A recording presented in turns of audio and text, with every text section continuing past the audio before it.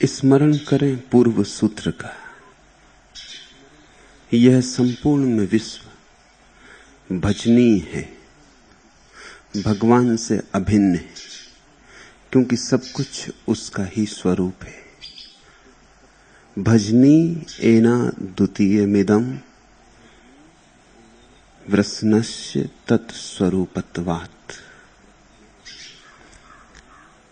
यहां जो भी है वही है। यहां प्रत्येक वस्तु आराध्य है। यहां और मूर्तियां बनाने की जरूरत नहीं है, सभी मूर्तियां उसकी हैं। यहां और मंदिर खड़े करना व्यर्थ है, सारा अस्तित्व उसका मंदिर है। मनुष्य अधार्मिक हुआ है इसी भ्रांति के कारण कि उसने मंदिर खड़े किए, मस्जिदें बनाई, गिरजे बनाए। गिरजाओं, मंदिर, मस्जिदों ने एक भ्रम पैदा किया कि भगवान मंदिर में है। भगवान सब जगह है, मंदिर के बाहर भी है, मंदिर में भी है। मंदिर भगवान में है और सारा अस्तित्व भगवान में है। पूजा का ख्याल उठता है जब तुम मंदिर जाते हो। और ये शेष सब कौन है? इस शेष सबको तुम झुकते नहीं, इस शेष सबके आनंद से तुम भरते नहीं, फिर मंदिर कितने होंगे? ये सारा जीवन वंचित हो गया तुम्हारे मंदिरों के कारण। परमात्मा सिकुड़ गया, छोटा हो गया। तुमने उसकी मूर्तियां बना ली, तुमने पवित्र तीर्थ स्थल बना लिए। ये सारा स्थान ही तीर्थ है, ये सारा आकाश तीर्थ है। सब नदियां गंगाएं और सारी पृथ्वी पवित्र है। सब रूपों में वही है। इस पूर्व सूत्र का स्मरण करें। यह सूत्र अपूर्व है।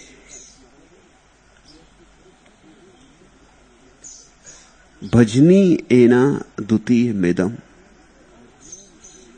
अब दूसरे और किसका भजन करने जाते हो? भजन करने और कहीं जाने की जरूरत कहां है? तुम जहां हो आंख खोलो, जिस पे आंख पड़ जाए वही भजनी है। तुम जहां हो सुनो, जो सुनाई पड़ जाए वही ओंकार का नाद है। छुओ किसी को, जो छूने में आ जाए वह वही है। जिसे तुम अछूत कहते हो, उसमें भी तुम उसी को छूते हो। अस्पृश्य में भी उसी का स्पर्श होता है। जिसको तुम जड़ कहते हो, उसमें भी वही सोया है। जिसको तुम चेतन कहते हो, उसमें वही जागा है। इस विराट की प्रतीति जितनी सघन हो जाए उतना शुभ। और देखो, तुम्हारे मंदिर मस्जिद ने न केवल परमात्मा को सिकोड़ के छोटा कर दिया, तुम्हें भी सिकोड़ के छोटा कर दिया। मंदिर जाने वाला हिंदू हो गया, मस्जिद जाने वाला मुसलमान हो गया। काश हमने परमात्मा को ऐसा देखा होता जैसा सांडिल्य देखते, तो कोई हिंदू ना होता, कोई मुसलमान ना होता। अगर तुम प्रत्येक वस्तु में परमात्मा को देखते तो कैसे हिंदू होते, कैसे मुसलमान होते, कैसे एक दूसरे की हत्याएं करते। धर्म के नाम पर अधर्म फैला, मंदिरों मस्जिदों के नाम पर कितना खून बहा। परमात्मा को संकीर्ण किया, इतना ही नहीं, तुम भी संकीर्ण हो गए। होना ही था। जितना परमात्मा तुम्हारा संकीर्ण होगा, उतने ही संकीर्ण तुम हो जाओगे। तुम्हारा परमात्मा तुम्हारे हृदय की खबर देता है। तुम्हारा परमात्मा मंदिर में बंद है तो तुम भी किसी कारागृह में बंद हो गए। हिंदू हो, उस कारागृह का नाम जैन हो, ईसाई हो, यहूदी हो, इससे फर्क नहीं पड़ता। ये कारागृहों के अलग अलग नाम हैं। लेकिन जिस दिन तुम्हारा परमात्मा मुक्त होकर विचरण करेगा आकाश में, सूरज की किरणों में बहेगा, चांद तारों में झलकेगा, लोगों की आंखों में दिखाई पड़ेगा, उस दिन तुम्हारी सारी सीमाएं टूट जाएंगी। असीम परमात्मा को जो जानेगा, पहचानेगा, वह स्वयं भी असीम हो जाएगा। तुम्हारा परमात्मा तुम्हारे होने की कीमिया है। इसलिए परमात्मा की धारणा क्षुद्र मत कर लेना। वह धारणा साधारण धारणा नहीं है। उस पर तुम्हारा सारा भविष्य निर्भर है। उस पर तुम्हारा सारा जीवन बदलेगा, बनेगा, मिटेगा। छोटे छोटे घरगुले बना लिए लोगों ने। इन पक्षियों की आवाज में वही है। सुनो, वृक्षों की हरियाली में वही है। आंख साफ करो और देखो। तुम्हारी पत्नी में, तुम्हारे पति में, तुम्हारे बेटे में, तुम्हारे पिता में वही है। फिर से तलाशो। अगर नहीं मिला है तो कहीं तलाश में भूल हो गई है। तुमने पत्नी को पत्नी मान लिया, उसी में भूल हो गई। पत्नी मान लिया, अब तो तुम सोच ही कैसे सकते हो कि उसमें परमात्मा हो सकता है। और तुम सोचोगे भी तो पत्नी राजी ना होगी कि मैं तुम्हारी पत्नी हूं, ये तुम क्या कर रहे हो। मेरे पास एक सज्जन आते थे, थोड़े झक्की स्वभाव के थे। ऐसे एक दिन चर्चा चल रही थी और मैंने सांडिल्य का ये सूत्र उल्लेख किया और मैंने कहा कि यहां सभी परमात्मा है, पति में भी वही, पत्नी में भी वही। वो कुछ भाव में आ गए, झक्की थोड़े थे, भाव में आ गए। घर जाके एकदम साष्टांग दंडवत उन्होंने झुक के पत्नी के चरण छू लिए। पत्नी ने तो चीख मार दी कि पागल हो गए। घर के लोग इकट्ठे हो गए, पास पड़ोस के लोग इकट्ठे हो गए कि तुम्हें हो क्या गया। और वो खूब हंसे, उन्हें आनंद बहुत आया। और लोगों का ये पागलपन देख के उन्हें और भी बहुत हंसी आई। उन्होंने कहा इसमें भूल क्या है, सारे शास्त्र यही कहते हैं कि सब में परमात्मा, तो मेरी पत्नी में नहीं। लोगों का वो शास्त्र ठीक कहते मगर ये व्यवहारिक नहीं। और शास्त्रों को बीच में मत लाओ, तुम ग्रस्त आदमी हो, तुम कहां की इन ऊंची बातों में पड़ गए। मगर वो माने नहीं। दूसरे दिन उन्हें मेरे पास लाया गया और लोगों ने कहा आप समझाइए इनको। मैंने कहा इनको समझ आ गई है।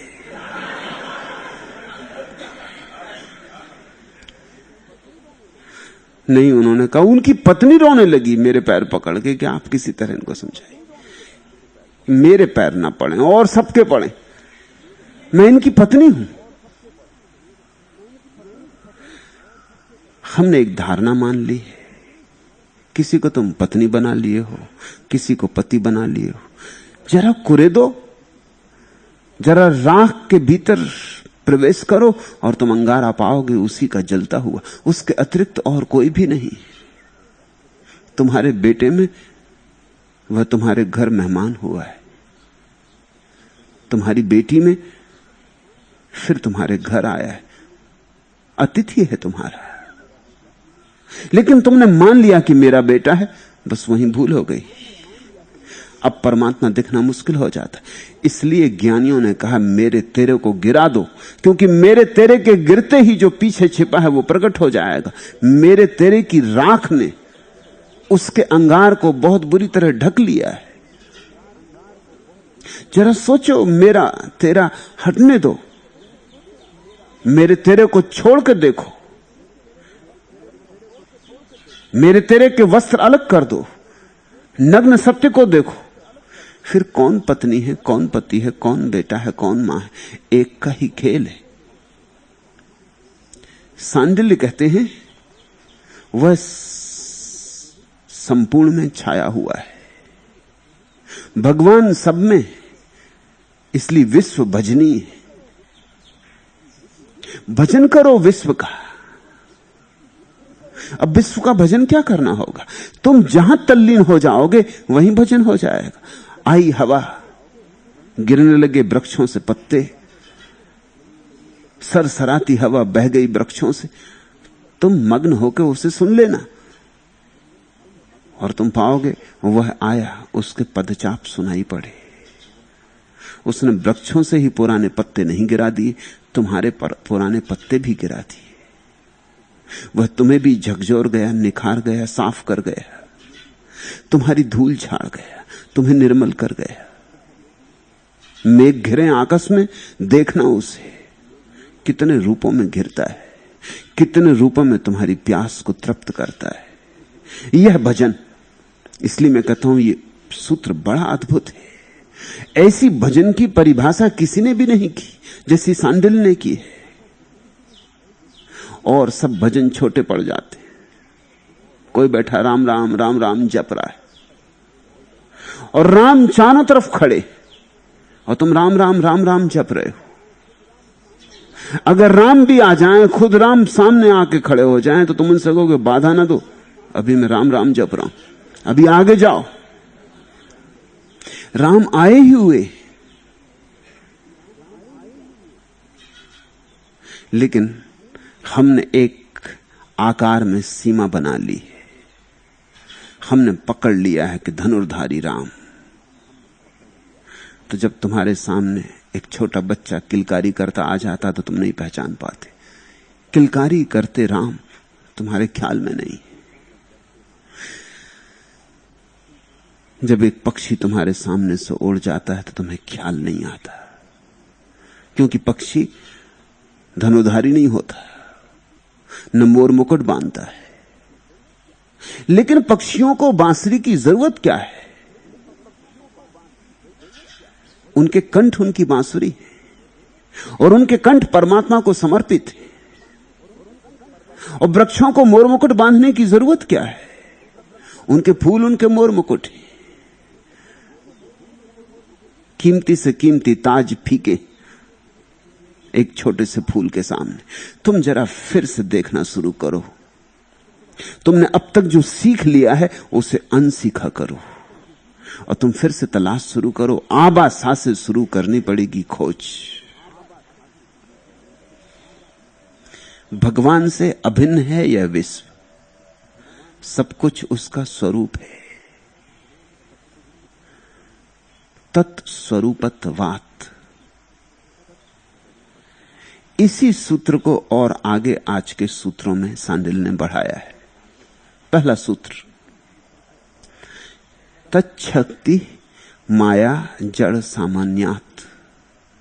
भागवत शक्ति का नाम ही माया है, वह चैतन्य शून्य होने पर जड़वत है। बार बार तुमसे कहा गया है माया असत्य है, माया से छूटो, माया से मुक्त हो। माया पाप है, माया बंधन है, माया ही आवागमन है। जितनी गालियां दी जा सकती थी माया को दी गई। सुनो सांडिल्य क्या कहते हैं। सांडिल्य कहते हैं भगवत शक्ति का नाम ही माया है, वह झूठ नहीं। वह झूठ कैसे हो सकती है? भगवान की ऊर्जा का नाम माया है। भगवान से जो निष्पन्न हो रही है वह असत्य नहीं हो सकती। हमारे शब्दकोशों में तो माया का अर्थ ही झूठ हो गया है, असत्य, मिथ्या, जो नहीं है और दिखाई पड़ता है। माया को हम सोचने ही लगे भ्रम का पर्यायवाची। इतनी बार हमें समझाया गया है कि माया माया माया झूठ है, ये संसार सब माया है। कुछ भी माया नहीं। सांडिल्य का क्रांतिकारी उद्घोष सुनो। वे कहते हैं माया परमात्मा की ऊर्जा है, उसकी शक्ति है। इसलिए परमात्मा से उद्भूत है, असत्य तो कैसे हो सकती है? और ये बात समझ में पड़ती, सीधी साफ है। ये सारा जगत असत्य है। लाख शंकराचार्य समझाएं कि सारा जगत असत्य है। शंकराचार्य को भी मान के यही जीना पड़ता है कि जगत सत्य है। एक शूद्र ने उनको छू लिया था काशी में, तो चौंक के खड़े हो गए थे और चिल्ला के कहा था कि तुझे समझ नहीं, मैं स्नान करके गंगा से आ रहा हूं और तूने मुझे छू लिया, अब मुझे फिर स्नान करना पड़ेगा। उस शूद्र ने पता है क्या शंकर को कहा? उस सुबह बड़ी अद्भुत वार्ता हुई। एक अज्ञानी ने ज्ञानी को चेताया। अज्ञानी अज्ञानी नहीं था और ज्ञानी ज्ञानी नहीं था तब तक। उस शूद्र ने कहा, ये तो बड़ी ऊंची बात कह दी, तुम तो कहते हो सब माया है, तो मैं सत्य हूं। और अगर माया तुम्हें छू गई तो अपवित्र कैसे हो जाओगे? झूठ छू गया तो अपवित्र कैसे हो जाओगे? किस गंगा में नहा के आ रहे हो? सब तो माया है। झूठी गंगा में नहा के आ रहे हो और अब फिर उसमें नहाने जाना चाहते हो। फिर कौन सी चीज तुम्हें छू गई? मेरी देह ने तुम्हें छुआ है कि मेरी आत्मा ने? देह तो तुम कहते हो झूठ है, असत्य है, तो असत्य तो कैसे छुएगा? फिर मेरी देह हो कि तुम्हारी, दोनों असत्य। दो असत्यों ने एक दूसरे को छुआ तो कौन पवित्र हो जाएगा, कौन अपवित्र हो जाएगा? असत्य तो असत्य होते हैं, क्या पवित्र क्या अपवित्र। तुम कहते हो आत्मा सत्य है, आत्मा ब्रह्म है, तो मेरे ब्रह्म ने अगर तुम्हारे ब्रह्म को छुआ तो इसमें कौन सा पवित्र अपवित्र होने वाला है? ब्रह्म तो ब्रह्म है, ब्रह्म तो सदा पवित्र है। कहते हैं शंकर झुक गए थे लाश से, सिर झुका लिया था और कहा, धन्यवाद कि मुझे चेताया। मैं दर्शन शास्त्र में ही उलझा हुआ। बात तो ठीक है, शब्दों के जाल घेर लेते।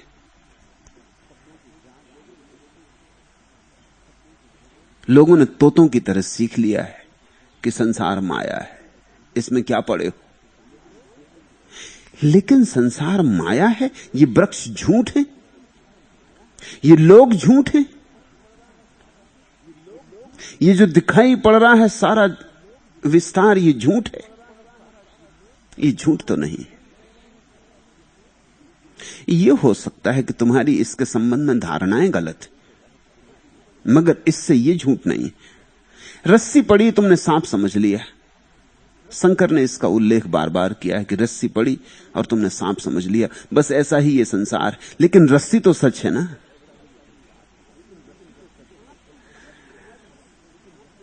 सांप की समझ तुम्हारी है, सांप नहीं है वहां, ठीक, मगर समझ झूठ हुई। रस्सी तो झूठ नहीं हुई, रस्सी तो वहां है ही। उस रस्सी पर ही तुमने अपने झूठ को आरोपित कर दिया है। तुमने अपनी पत्नी को मान लिया कि मेरी पत्नी है, यह झूठ होगा। लेकिन पत्नी में जो परमात्मा पड़ा है, जो उसकी किरण उतरी, वह तो झूठ नहीं है, रस्सी तो है ना। तुमने जिसको पत्नी मान लिया है वह तो है ना। तुम्हारा पत्नी मानना झूठ होगा। तुमने जिस जमीन के टुकड़े को मान लिया है मेरा, वो टुकड़ा झूठ नहीं है, तुम्हारा मेरा मानना झूठ है। क्योंकि तुम नहीं थे तब भी टुकड़ा था, तुम नहीं होगे तब भी टुकड़ा रहेगा। तुम्हारा क्या है? तुम क्या ले आए और क्या ले जाओगे? सब यहीं था, सब यहीं रह जाएगा। तुम आए और तुम चले जाओगे। मेरा है ये मान लेना झूठ था। लेकिन जमीन का टुकड़ा तो झूठ नहीं है, वह तो सत्य है। संसार सत्य है। संसार के संबंध में हम जो ओछी धारणाएं बना लेते हैं वे झूठ है। जिस दिन हमारी धारणाएं गिर जाती हैं और हम निर्धारणा होकर जगत को देखते हैं, उस दिन ब्रह्म का दर्शन हो जाता है। ब्रह्म ही है, हमारी धारणाओं के कारण हमें कुछ का कुछ दिखाई पड़ रहा है। सांप तुमने देख लिया है, सांप वहां है नहीं, मगर रस्सी है। शंकर ने अपने उदाहरण में रस्सी है इसकी बात ही नहीं की, सांप नहीं है इसकी चर्चा को इतना फैलाया कि किसी ने पूछे नहीं कि रस्सी का क्या हुआ। रस्सी सत्य है। सांडिल्य ज्यादा व्यवहारिक बात कह रहे हैं, ज्यादा तर्कयुक्त, ज्यादा सीधी साफ, तथ्यगत, कि ये सारा विस्तार उस परमात्मा की ऊर्जा का विस्तार है। माया उसकी छाया है।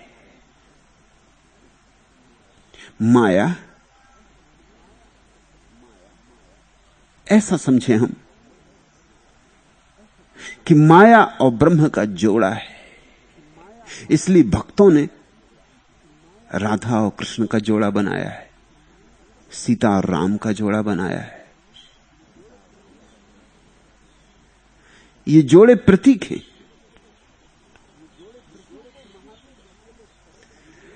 भक्तों को महावीर अकेले खड़े अधूरे मालूम पड़ते, कुछ कमी है। ब्रह्म तो जरूर है, लेकिन माया कहां है, ऊर्जा कहां है? शिव तो है, लेकिन शक्ति कहां है? यह आकस्मिक नहीं है कि भक्तों ने जोड़े पूजे। भक्तों ने भगवान को जोड़े में पूजा है। वो प्रतीक है जोड़ा, पुरुष और नारी, ऐसे ब्रह्म और माया। सीता झूठ है, जितने सच राम है उतनी ही सीता सच है।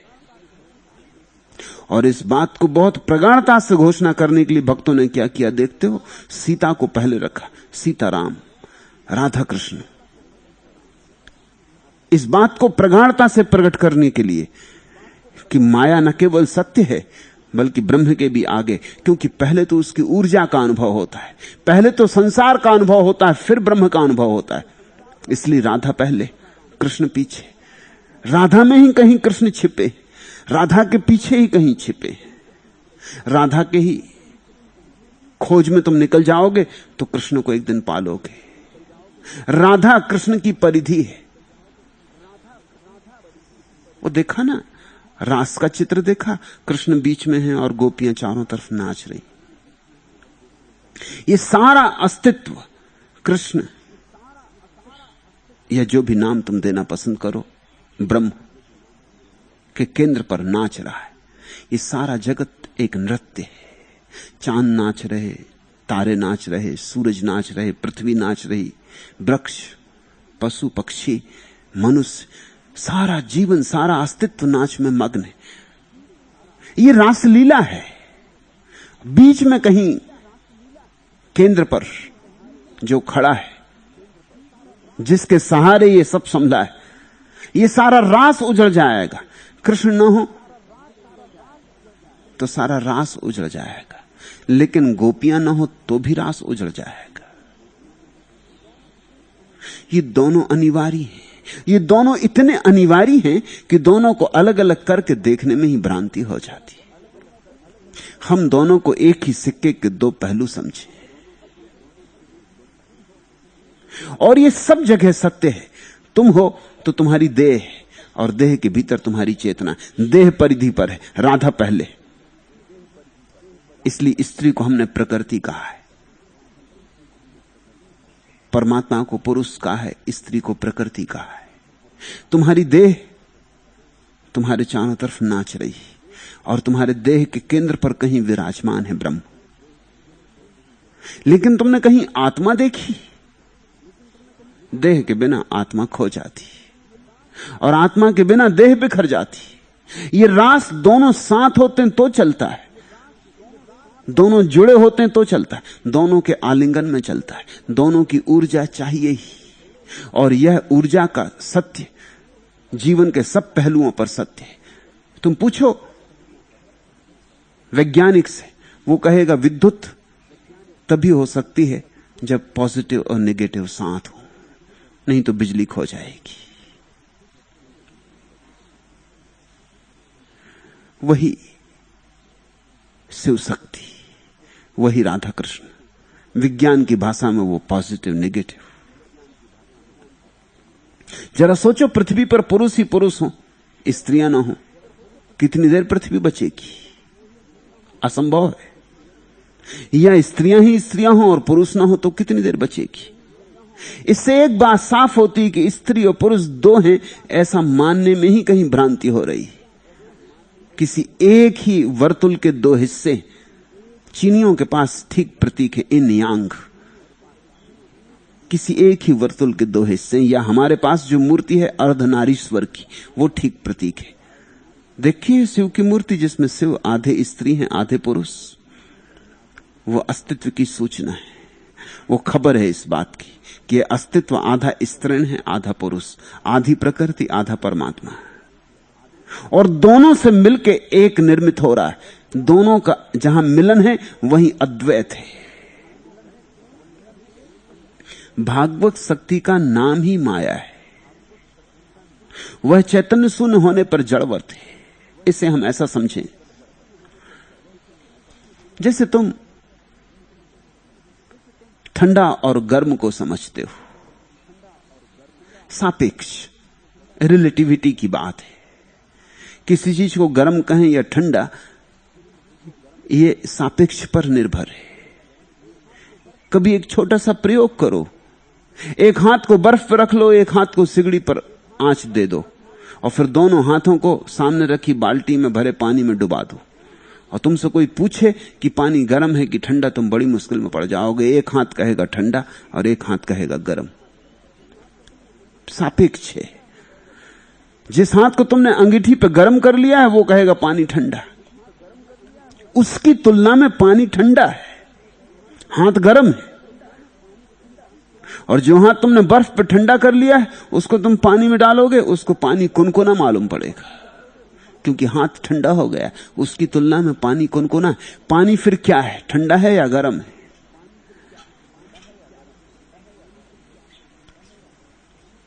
पानी दोनों है।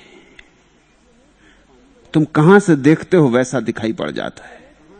तुम अगर बेहोशी से देखोगे तो माया दिखाई पड़ती, होश से देखोगे तो ब्रह्म दिखाई पड़ता है। बस तुम्हारे देखने के ढंग पर सब निर्भर करता है। जिन्होंने जाग कर देखा उनको ब्रह्म दिखाई पड़ा।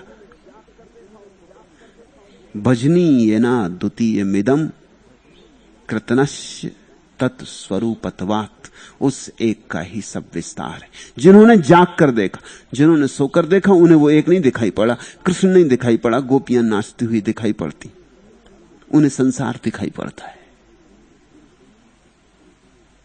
इसको ऐसा समझो कि चट्टान है और मनुष्य है। उदाहरण के लिए चट्टान को तुम जड़ कहते हो, क्यों? मनुष्य को तुम चेतन कहते हो, क्यों? भेद केवल मात्रा का है। वैज्ञानिक खोज कर रहे हैं, वो कहते हैं चट्टान को भी कुछ कुछ अनुभव होते हैं, संवेदना होती। वैज्ञानिक खोज कर रहे हैं, वो कहते हैं वृक्षों को भी संवेदना होती है, अनुभव होता है, चेतना वहां भी है, लेकिन कुछ धूमिल है, कुछ सोई हुई है। ऐसा समझो तुम रात सो गए हो, एक मच्छर काटता है, तो ऐसा नहीं कि तुम्हें पता नहीं चलता, बड़ा धुंधला धुंधला पता चलता। नींद में ही तुम हाथ से मच्छर को हटा देते हो। शायद सुबह तुमसे पूछा जाए तो तुम याद भी ना कर सको कि रात मच्छर ने काटा, लेकिन तुमने मच्छर हटाया था रात। एक कीड़ा तुम्हारे पैर पे चढ़ रहा है, पैर झटक देते हो, तुम्हें पता भी नहीं, लेकिन कुछ तो पता हो ही रहा होगा। तुम नींद में हो,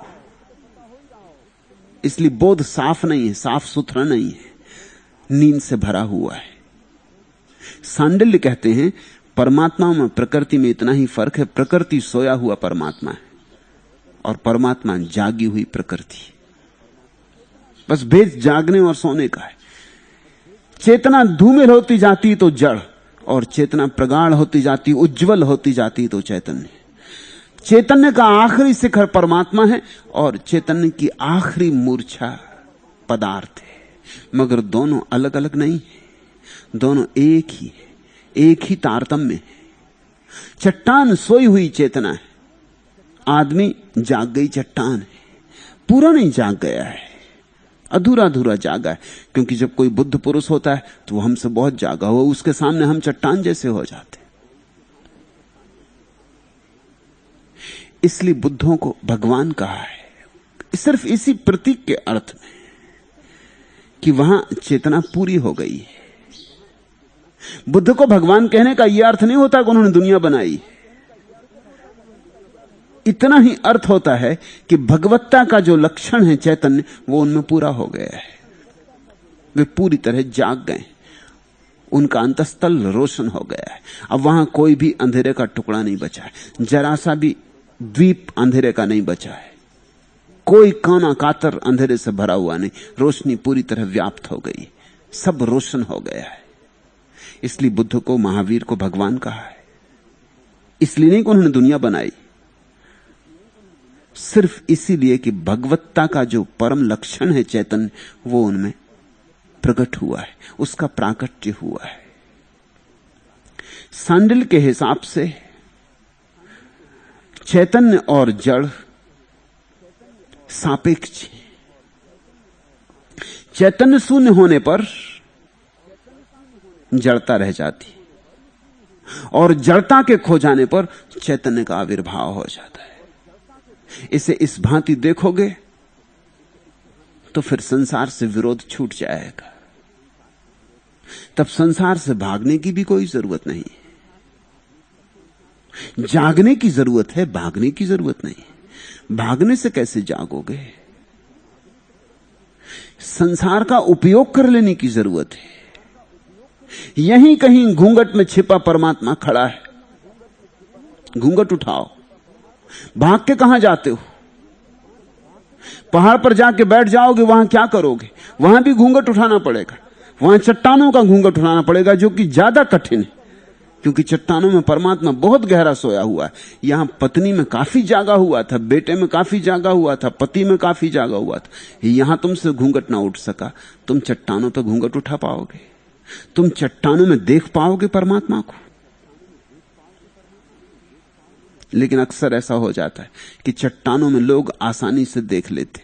मेरे पास लोग आते हैं, वो कहते हैं ये बहुत आसान है, चट्टान में देख लेना, आदमी में देखना बहुत कठिन है। क्यों? क्योंकि चट्टान में तुम अकेले ही होते हो, अपनी कल्पना का फैलाव कर सकते हो। चट्टान कुछ बाधा नहीं डालती। तुम कहते हो हे चट्टान तू ब्रह्म स्वरूप है, चट्टान नहीं कहती मैं नहीं हूं। चट्टान कहती तुम्हारी मर्जी। चट्टान कुछ बोलती ही नहीं, तुम्हें जो मर्जी हो तुम मान लो, चट्टान को तुम्हारी चिंता नहीं। लेकिन इधर पत्नी से तुम कहते हो तो वो जवाब देती। झगड़ा खड़ा हो जाता, विवाद खड़ा हो जाता, हर छोटी बात में विवाद हो जाता है। तुम अपने बेटे से कुछ कहते हो, वो कहता नहीं करेंगे, या ये हमें जचता नहीं, ये बात ठीक नहीं। यहां संसार में तुम्हारी अड़चन क्या है? तुम्हारी अड़चन यह है कि तुम अपनी कल्पना करने को पूरी तरह स्वतंत्र नहीं मालूम होते। बस इतनी ही अड़चन है। तुम जो कल्पना करते हो दूसरे लोग उसको तोड़ देते, उसे खंडित कर देते। जंगल में तुम अकेले बैठ जाते हो, गुफा में जाकर, वहां तुम्हारी कल्पना को खंडित करने वाला कोई नहीं होता। तुम जो कल्पना करो, तुम कहो कृष्ण कन्हैया खड़े, तो कृष्ण कन्हैया खड़े कर लो, तुम्हारी कल्पना है। तुम जो बात करना चाहो कर लो। फिर अगर ज्यादा दिन रह गए पहाड़ पर तो धीरे धीरे तुम ही बात नहीं करते, तुम ही कृष्ण कन्हैया की तरफ से जवाब भी देने लगते। फिर पागलपन पूरा हो गया, फिर विक्षिप्तता पूरी हो गई। यही तो पागल का लक्षण है। अब वो अपनी तरफ से भी बोल लेता, उस तरफ से भी बोल लेता है। वैज्ञानिक कहते हैं, मनोवैज्ञानिक, कि अगर एक व्यक्ति को 3 सप्ताह तक एकांत में रखा जाए तो वो अपने से ही बात करना शुरू कर देता है, और अगर 3 महीने तक रखा जाए तो विक्षिप्त हो जाता है। तो तुम्हारे साधु सन्यासी जो पहाड़ों पर भाग गए थे, वो कर क्या रहे थे? मनोविज्ञान की सारी शोध ये कहती है कि वो विक्षिप्त हो रहे थे, अपने सपने फैला रहे थे, अपने सपनों में रस ले रहे थे। कोई सपने तोड़ने वाला नहीं था। जो मानना था मान लेते थे, मान के जी लेते थे। और अगर तुमने बहुत देर तक कोई बात मानी तो वह सच हो जाती। बुद्ध ने कहा है अपने शिष्यों को कि अगर तुम्हारी समाधि में मैं तुम्हें दिखाई पड़ूं तो समझना कि अभी समाधि पूरी नहीं हुई, क्योंकि मैं फिर तुम्हारी कल्पना ही रहूंगा। ज़ैन फकीर कहते हैं कि जब तक कृष्ण, बुद्ध, महावीर कोई भी दिखाई पड़े तब तक समझना कि अभी संसार जारी है। जब कोई भी दिखाई न पड़े, परम शून्य हो जाए, जब कोई विचार न रह जाए, तभी जानना कि तुम घर आ गए हो। नहीं तो सोचना कि अभी भटकाव कायम है। इसी भटकाव के लिए लोग जंगल भाग जाते हैं। जंगल में सुविधा है कल्पना में उतरने की और कल्पना को मजबूत करने की। संसार में सुविधा नहीं। संसार में जगह जगह लोग तुम्हारी कल्पना को तोड़ देते। तुम तो मान रहे थे कि आदमी चले, सांडिल का सूत्र पढ़ लिया सुबह सुबह कि सब में भगवान है, और कोई ने तुम्हारा जेब काट लिया। अब इसमें कैसे भगवान देखो? चले तो थे सुबह से यही मान के कि भगवान ही देखेंगे, और एक आदमी तुम्हें गालियां देने लगा, इसमें कैसे भगवान देखो? भूल गए सांडिल, एक क्षण में भूल जाएंगे। जब कोई जेब काट लेगा तुम कहोगे फिर पीछे देखेंगे सांडिल को, पहले इस आदमी को देखें। मैंने सुना है एक ईसाई पादरी को एक आदमी ने चांटा मार दिया। उस पादरी ने बाइबल में पढ़ा था, पढ़ा ही नहीं था, रोज लोगों को भी पढ़ाता था कि जब तुम्हारे गाल पे कोई एक चांटा करे तो दूसरा उसके सामने कर देना। दिल तो हुआ कि इसका सिर तोड़ दो, मगर अब गांव में प्रतिष्ठा थी, मजबूरी में उसने दूसरा गाल उसके सामने कर दिया। वो आदमी भी खूब था, उस आदमी ने भी सोचा ये भी ठीक है, ये मौका भी क्यों चूको। उसने दूसरे गाल पर और एक जोर का चांटा जड़ दिया। पुरोहित ने सोचा था कि अब दूसरे गाल पे ये चांटा नहीं मारेगा, इतनी भलमनसाहत तो करेगा, लेकिन आदमी जैसे आदमी होते हैं वो भी था, उसने दूसरे पे भी और जोर से लगा दिया। उसने कहा ये मौका अच्छा है, अपने आप तो मौका दे रहा हूं, मैं क्यों छोड़ूं। वो प्रसन्न नहीं हो रहा था दूसरा चांटा मार के कि वो पुरोहित उसके ऊपर झपटा, उसकी गर्दन दबाने लगा। उसने कहा भाई ये क्या करते हो। उसने कहा कि बाइबल में इतना ही लिखा है कि एक गाल पे कोई चांटा मारे दूसरा कर देना, उसके आगे फिर हम स्वतंत्र। इसके आगे बाइबल में कोई निर्देश नहीं। और ऐसा नहीं कि जीसस के सामने ऐसे सवाल नहीं उठे थे। एक शिष्य ने पूछा है, जीसस ने कहा कि कोई तुम्हें चोट करे, अपमान करे, क्रोध करे, निंदा करे, क्षमा कर देना। एक शिष्य ने पूछा कितनी बार। स्वाभाविक, क्योंकि आखिर एक सीमा होनी चाहिए। जीसस ने कहा 7 बार। उस आदमी ने कहा ठीक है, मगर उसने इस ढंग से कहा ठीक है कि जीसस को लगा कि वो 8वें बार 7 का इकट्ठा बदला ले लेगा। उसने जिस ढंग से कहा अच्छा ठीक है, देख लेंगे, कोई बात नहीं, 7 बार ही का मामला है ना। तो जीसस ने बदला और कहा कि नहीं 77 बार।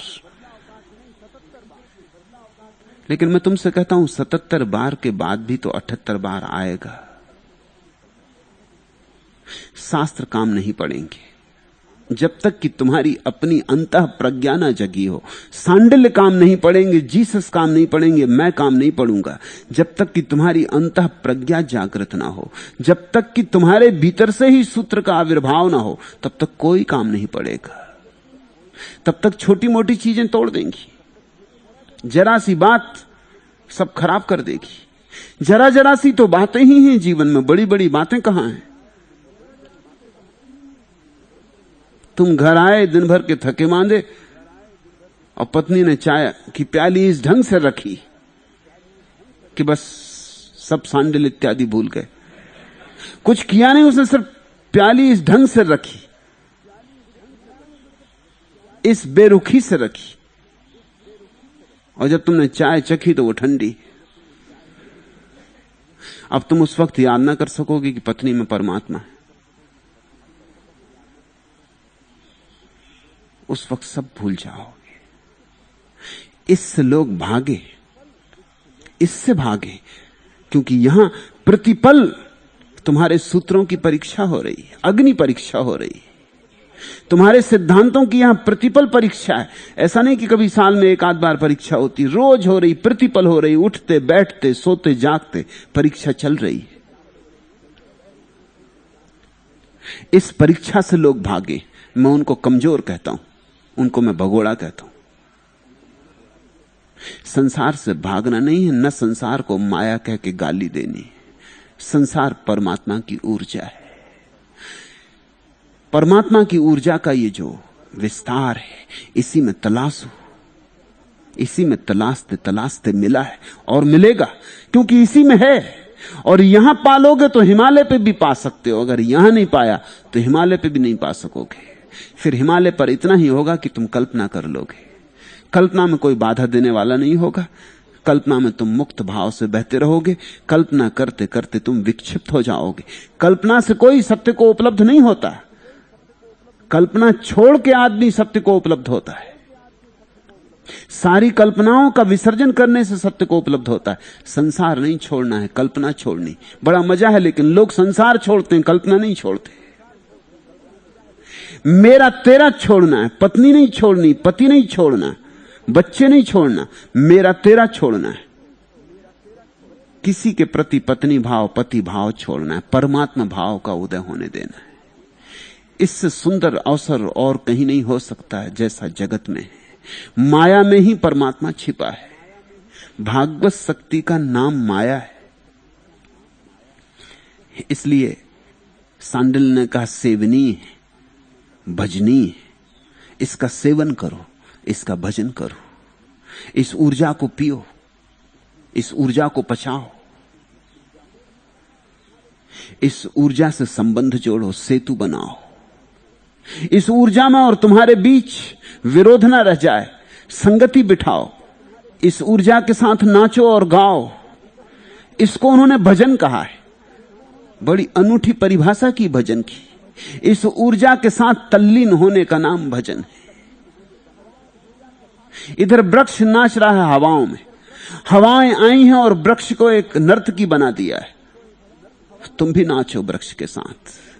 दोनों का नाच कहीं एक तल पर जुड़ जाएगा। एक ऐसी घड़ी आती जब तुम्हारे और वृक्ष के बीच नाच इतना एक आत्म हो जाएगा, ऐसा अनन्य भाव पैदा हो जाएगा कि तुम भूल ही जाओगे कौन वृक्ष है, कौन तुम हो। तब तुम्हें पहली दफा घूंघट उठेगा, वृक्ष में तुम्हें परमात्मा छिपा हुआ दिखाई पड़ेगा। और ये कहीं भी घट सकता है। तुम अपनी हर जीवन दशा में इस भजन को खोज ले सकते हो। सेवन की कला आनी चाहिए, भोगने की कला आनी चाहिए। लोग भोग से भागते हैं। सांडिल कहते हैं भोग की कला सीखो, ठीक से भोगो।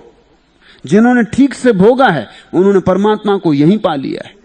और जो ठीक से भोग ही नहीं सकते वो ठीक से त्यागेंगे क्या? खाक। जो भोग भी ना सके, जो भोग में भी हार गए, वो त्याग में कैसे जीतेंगे? त्याग तो भोग के आगे की कला है।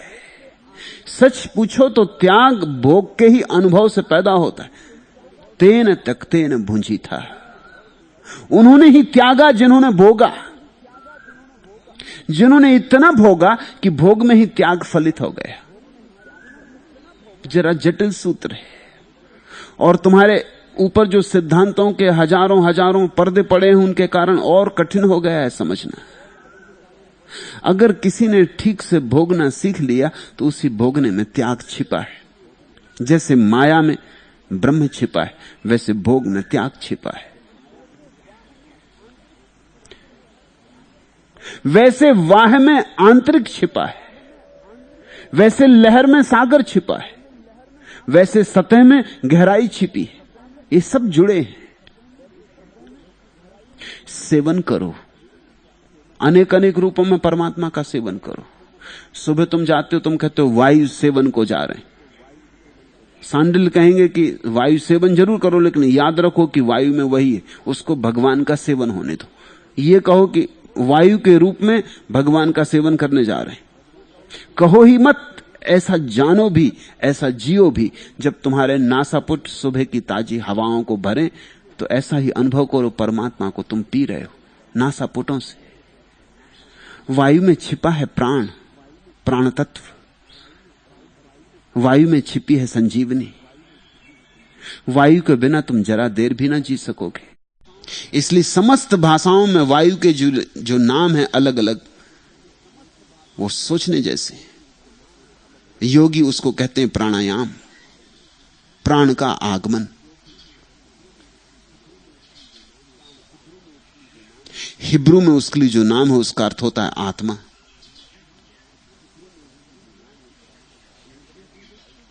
अंग्रेजी में तुम देखते हो, भीतर जब हम वायु को ले जाते हैं उसको कहते हैं इंस्पायरेशन। वो स्पिरिट से बना है शब्द। प्राण को भीतर ले जा रहे हैं, उससे हम पुनरुज्जीवित हो रहे हैं, उससे फिर जीवन में लौ आ रही, फिर दिए में तेल पड़ रहा है। आदमी भी एक ज्योति है। वैज्ञानिक से पूछो तो वैज्ञानिक कहता है ज्योति नहीं जलेगी अगर वायु ना हो। ज्योति वायु रिक्त स्थान में नहीं जल सकती। तुम प्रयोग करके देखो, एक मोमबत्ती के ऊपर कांच का एक बर्तन ढांक दो, बस थोड़ी देर मोमबत्ती चलेगी, जितनी देर भीतर की वायु जलने के लिए उपलब्ध रहेगी। जैसे ही भीतर की वायु खत्म हुई, मोमबत्ती बुझ जाएगी। जीवन को भी प्रतिपल वायु की जरूरत है। बिना भोजन के आदमी 3 महीने तक रह सकता है, बिना पानी के कुछ दिन रह सकता है, लेकिन बिना श्वास के कुछ सेकंड या कुछ मिनट। और जितनी देर बिना श्वास के रहता है, उतनी देर भी उसके भीतर की जो श्वास है वो काम देती, इसलिए रहता है। अगर सारी श्वास बाहर निकाल ली जाए तो उतनी देर भी नहीं रह सकता। परमात्मा आ रहा है श्वास में। सुबह जब वायु बहती हो ताजी और तुम घूमने निकले हो, तो स्मरण रखना, प्रति श्वास में परमात्मा को भीतर बुलाना, निमंत्रण देना, और तुम चकित हो जाओगे। तुम चकित हो जाओगे, प्रार्थना करके लौटे। और ऐसी प्रार्थना इसके पहले कभी ना हुई थी। तुम्हारी मुर्दा प्रार्थनाएं मंदिरों में तुम जो करते हो, उनका 2 कौड़ी मूल्य नहीं है। मैं तुम्हें जीवंत प्रार्थना के लिए कह रहा हूं। तुम एक घड़ी भर सुबह टहलाना, सुबह की ताजगी में, रोशनी में, पक्षियों के गीत में, नई हवाओं को परमात्मा की तरह सेवन कर लेना।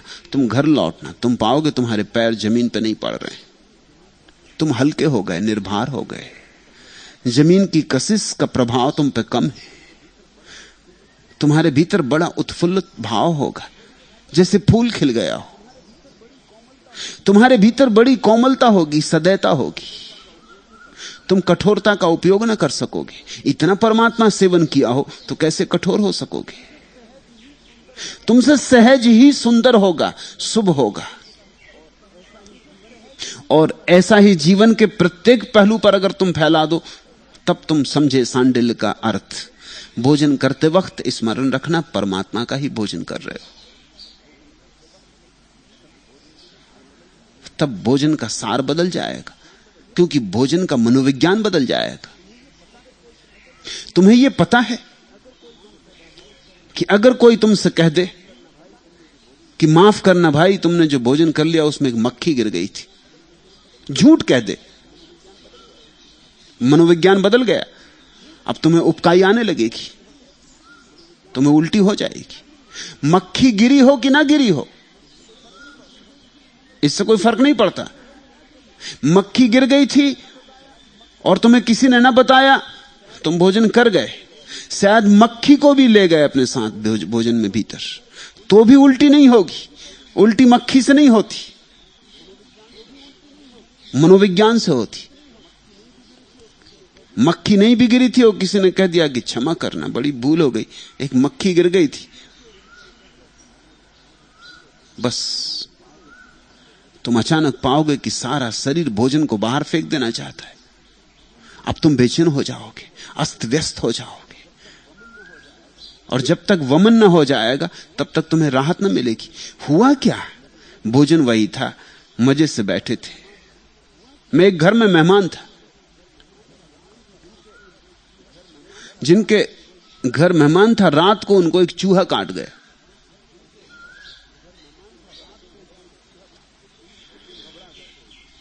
वो एकदम घबरा गए। एक ही कमरे में हम दोनों सोए थे। मैंने उनका पैर देखा, मैंने उनसे कहा कुछ घबराने की बातें, वहां चूहा चोंच मार गया, और चूहे यहां काफी हैं तुम्हारे घर में, कोई बात नहीं। वो सो गए मजे से, कोई अड़चन न थी, कोई बात न थी। दूसरे दिन सुबह हो गई, मेरे साथ घूमने गए, हम नदी पे स्नान करने गए, लौट के हम आए, सब ठीक था। घर आके पत्नी ने कहा कि तुम्हारे कमरे में एक सांप निकला। बस उनका चेहरा मैंने देखा, एकदम फक हो गए। उनका सांप कहीं वही न काट गया हो। वो वहीं बैठ गए सीढ़ियों पर। मैंने उनसे कहा कि इतनी देर हो गई, रात 12 बजे काटा था, अगर सांप ने काटा होता तब 12 बज गए, 12 घंटे बीत गए, परिणाम अब तक हो गया होता, मगर परिणाम शुरू हो गया। वो तो लेट गए। उनका चेहरा एकदम काला पड़ने लगा, उनके मुंह से फंसूकर आने लगा। डॉक्टरों को बुलाया, डॉक्टरों ने कहा कि कोई खराबी नहीं मालूम पड़ती। मनोविज्ञान बदल गया। कई बार मौत भी हो जाती है सिर्फ मनोविज्ञान के बदल जाने से, और कई बार मरता हुआ आदमी बच जाता है सिर्फ मनोविज्ञान के बदल जाने से। मनोविज्ञान का तुम ठीक से अर्थ समझो। एक सूफी कहानी है। एक फकीर गांव के बाहर बैठा था।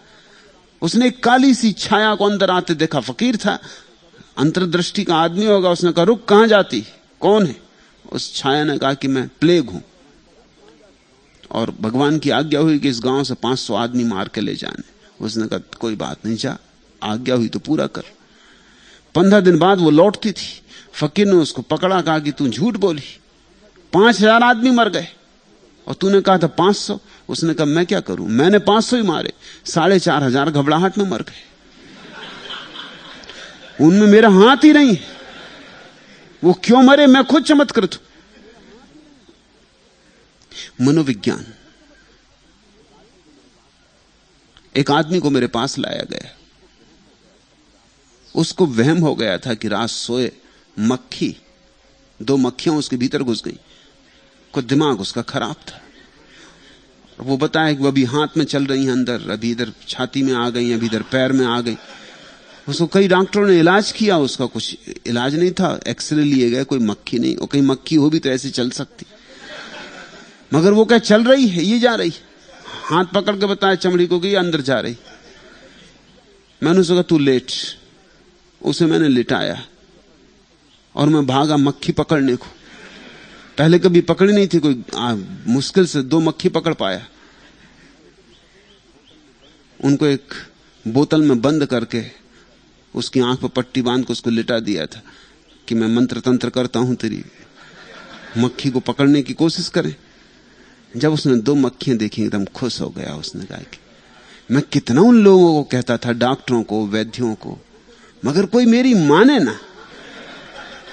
अब ये बोतल मुझे दो, मैं उनको दिखाता हूं जाके। वो घूमा, सब डॉक्टरों के, वैद्यों के पास गया और ठीक हो गया।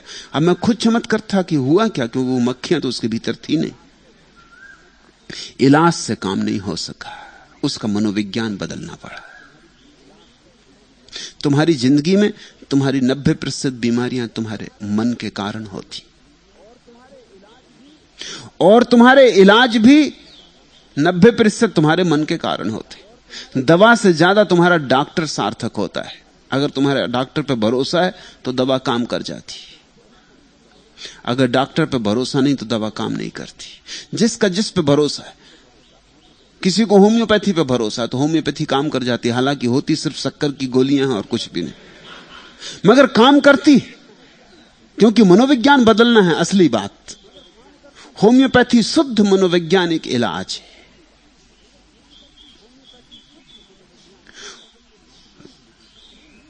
महत्वपूर्ण है लेकिन काम तो करता है। सच नहीं है लेकिन काम करता है। अभी पश्चिम में इस पर बहुत प्रयोग चल रहे हैं। 10 मरीज एक अस्पताल में एक ही बीमारी के होते हैं, 5 को दवा दी जाती, 5 को शुद्ध पानी दिया जाता है, और वो बड़े हैरान हैं कि दोनों का परिणाम बराबर होता है। पानी से भी उतनी ही संख्या में लोग ठीक हो जाते और दवा से भी उतनी ही संख्या में ठीक हो जाते। और एक और हैरानी की बात है कि दवा का कभी कभी दुष्परिणाम भी होता, पानी का कोई दुष्परिणाम नहीं होता। ठीक हो गए तो ठीक, नहीं हुए तो कोई हर्जा नहीं, पानी ही पिया। लेकिन मरीज को बताना नहीं पड़ता कि तुम पानी पी रहे हो। मरीज को ही नहीं, डॉक्टर भी जो उसको देता है दवा, उसको भी पता नहीं होना चाहिए कि वो पानी दे रहा है। नहीं तो उसके भाव, उसका ढंग, उसकी झिझक, उसकी आंखें, वो सब मरीज पकड़ रहा है। दवा से ज्यादा वो महत्वपूर्ण। इसलिए जो आदमी ये विभाजन करता है कि 5 को पानी देना, 5 को दवा देना, उसको पता होता है लेकिन वो स्वयं दवा देने नहीं जाता है। वो डॉक्टर को दवा दे देता है, दवा डॉक्टर पहुंचाता है, जिसको कुछ पता नहीं कि कौन सा पानी है और कौन सी दवा है। दोनों पे एक से लेबल लगे, कोई भेद करना संभव नहीं। तब परिणाम बड़े सार्थक होते। मरीज को भरोसा आ जाना चाहिए। सांडिल्य जो कह रहे हैं भगवान का सेवन, वो बड़ा अद्भुत मनोवैज्ञानिक प्रयोग है। भोजन करते वक्त सोचना अन्नम ब्रह्म, ये मैं ब्रह्म का भोजन कर रहा हूं। आदर से, समादर से, एक एक कौर में ब्रह्म को ही चबाना, और तुम पाओगे कि तुम्हारे भोजन की गुणवत्ता बदल गई। भोजन वही है, लेकिन तुमने उसमें महिमा डाल दी, तुमने उसमें प्रार्थना सम्मिलित कर दी। स्नान कर रहे हो, स्मरण रखना कि परमात्मा की ही जलधार तुम पे पड़ रही।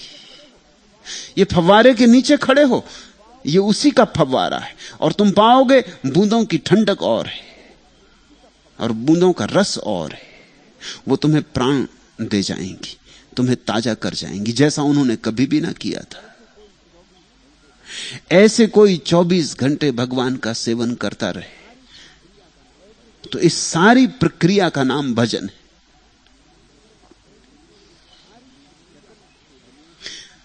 जगत सेवनी है, भजनी है।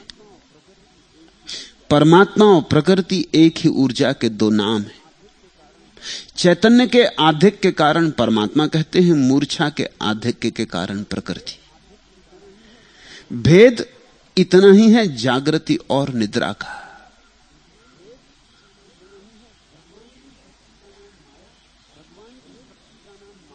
भगवान की शक्ति का नाम माया, अर्थात वह उनका स्त्रीण रूप है। अर्धनारीश्वर को फिर स्मरण करो। वह मूर्ति घर घर में रखने जैसी है, ताकि तुम्हें सदा यह याद रहे कि जगत विपरीत छोरों से मिलकर बना है। विपरीतता जगत में अपरिहार्य है, नहीं तो जगत बिखर जाता है। एक ने अपने को दो विपरीत में बांट लिया है, उन्हीं के बीच सारी लीला चल रही है।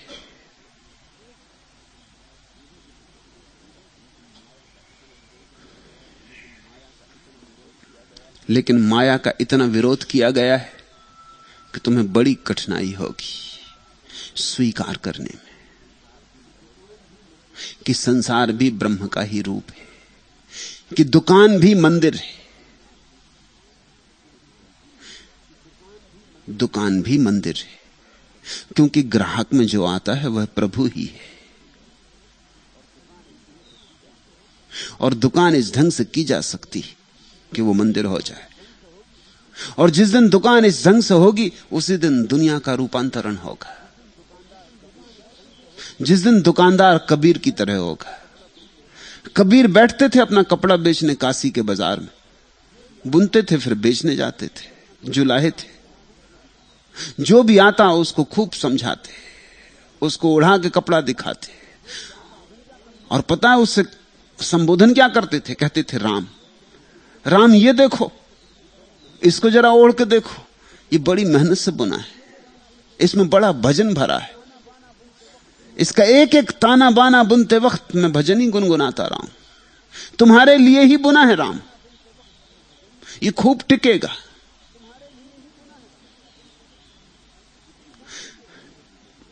जितनी मेहनत मजूरी होती वो मांग लेते कि इस पे 4 पैसे मजूरी मुझे मिल जाए, इतना इस पर खर्च हुआ है। लोग प्रतीक्षा करते थे कबीर का कपड़ा मिल जाए। वो कपड़ा कपड़ा नहीं था, झीनी झीनी बीनी रे चदरिया, राम रस भीनी रे चदरिया। कबीर गुनगुनाते, गीत गाते, भजन करते, बुनते रहते। राम नाम भी कहीं ना कहीं उन धागों के साथ बुन जाता था। उस चादर का गुणधर्म बदल जाता था, उस चादर में भजन सम्मिलित हो जाता था। भजन करने वाला व्यक्ति जो भी करता उसमें भजन सम्मिलित हो जाता है। तुमने भी ये फर्क देखा है, लेकिन ख्याल नहीं करते हो। जिंदगी में सब चीजें उपलब्ध हैं, लेकिन तुम ख्याल नहीं करते, अवलोकन नहीं करते। जब तुम्हारे प्रति कोई बहुत प्रेम से भर के भोजन तैयार करता है, तुमने भोजन में कुछ फर्क देखा या नहीं देखा? भोजन का कुछ गुणधर्म बदल जाता है या नहीं बदल जाता? मनोवैज्ञानिक अब स्पष्ट रूप से इस बात को स्वीकार करते कि क्रोध में कोई भोजन न बना है। और अक्सर ऐसा होता है, स्त्रियां क्रोध में भोजन बनाती, और जब पति बीमार पड़ जाता है तो वो परेशान होती। लेकिन क्रोध में भोजन बनाती। बच्चे को भी पीटे जा रही हैं, पति के खिलाफ भी विचार किए जा रही हैं और किसी तरह बना रही हैं। बर्तन भी फेंके जा रही हैं, प्लेटें भी तोड़े जा रही, किसी तरह भोजन बना रही, अत्यंत क्रोध में। यह क्रोध सम्मिलित हो जाएगा भोजन में। इस क्रोध की तरंग भोजन को पकड़ जाएगी। यह क्रोध वास्तविक घटना है। इस स्त्री के चारों तरफ क्रोध की हवा है। यह भोजन में प्रवेश हो ही जाएगा। भोजन इससे अछूता न रह सकेगा। यह भोजन विषाक्त हो गया।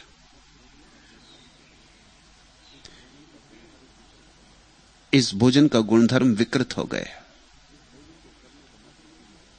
इस भोजन को करने का मतलब बीमारी है, मगर यही हो रहा है। जब कोई प्रेम से नाचता हुआ, गीत गाता हुआ, आनंद मग्न,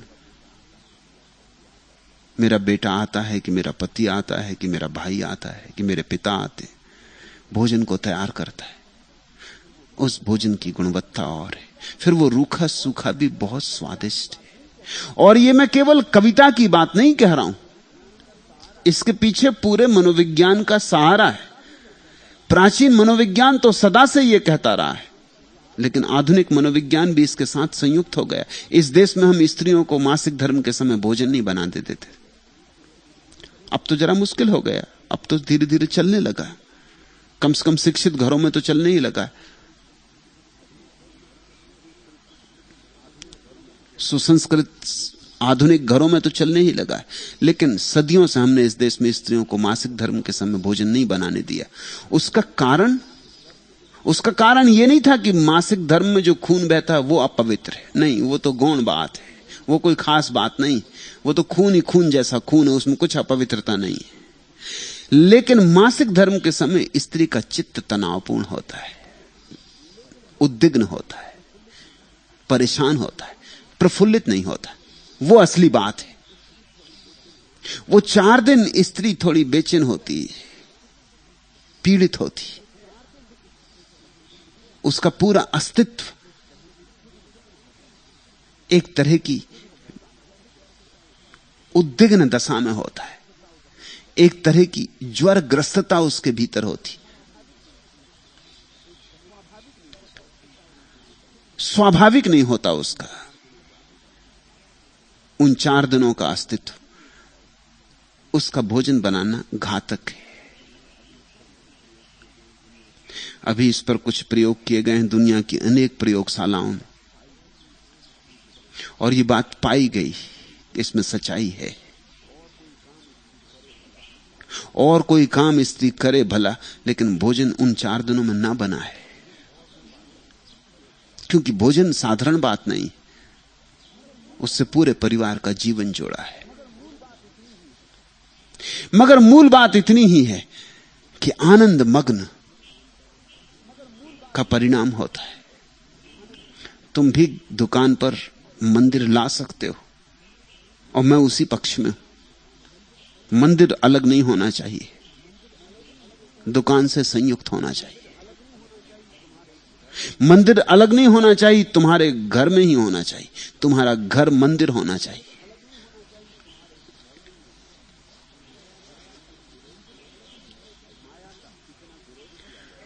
माया का इतना विरोध किया गया है, वो वस्तुतः माया का विरोध नहीं है, हमारी धारणाओं का, हमारे मेरे तेरे का विरोध है। इस मेरे तेरे के कारण हम उलझ गए, और जो है वह हमें दिखाई नहीं पड़ता। हमारा मेरा इतना बड़ा हो जाता है कि उसमें सब छिप जाता है। कौन सी हंसनियां लुभाए हैं तुझे ऐसा कि तुझको मानसर भूला हुआ है।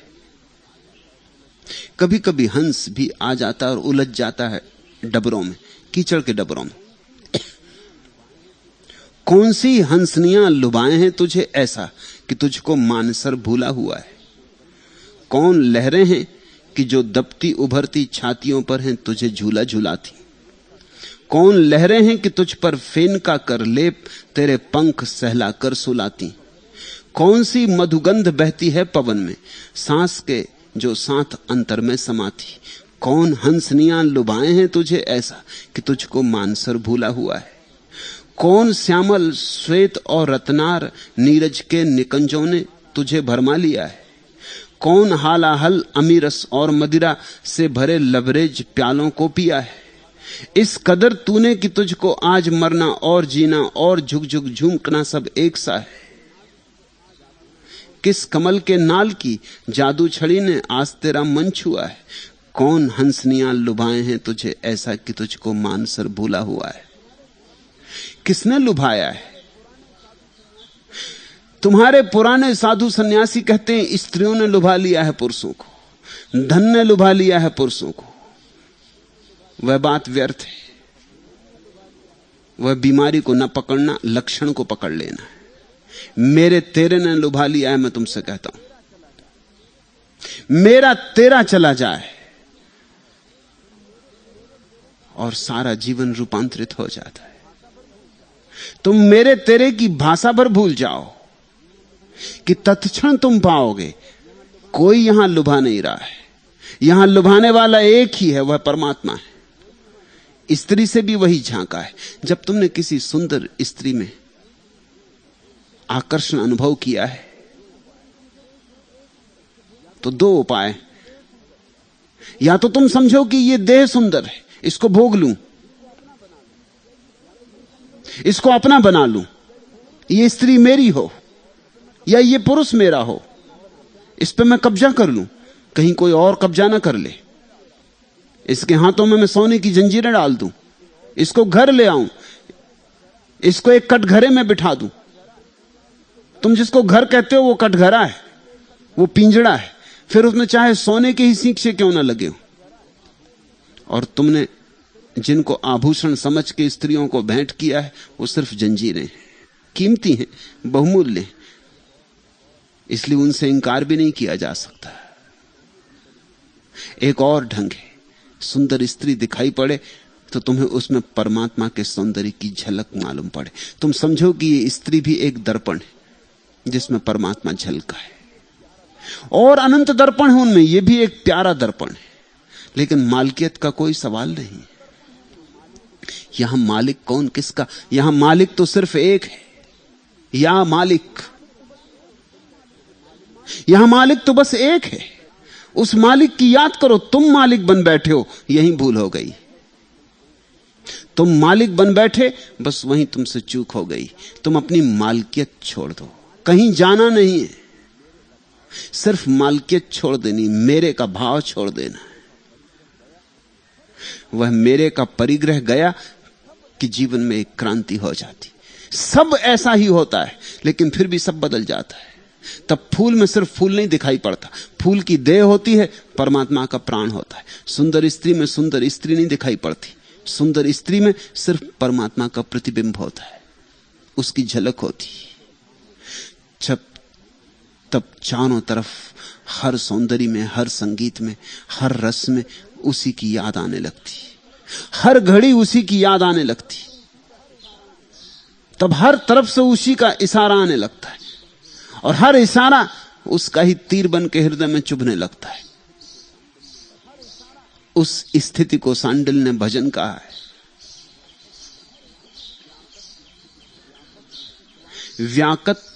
व्यापकत्वात् व्याप्या नाम। व्यापक की सत्यता के कारण व्याप्य भी सत्य है। परमात्मा समाया है सब में, ऐसा शास्त्र, सभी शास्त्र कहते हैं कण कण में परमात्मा है। तो जिसमें परमात्मा समाया है वह झूठ नहीं हो सकता। झूठ में सत्य कैसे समाएगा? तुम सत्य पानी को झूठे घड़े में कैसे भरोगे, या भर सकते हो? मैंने सुना है मुल्ला नसरुद्दीन एक पिटारी अपने सिर पे लिए चला आ रहा था। रास्ते में कोई सांत हो लिया, उसने पूछा कि पिटारी बड़ी अजीब है, उसमें कई छेद भी बने, क्या ले जा रहे हो नसरुद्दीन? नसरुद्दीन ने कहा इसमें एक नेवला पकड़ लाया हूं। नेवला? उस आदमी ने पूछा नेवला क्या करोगे?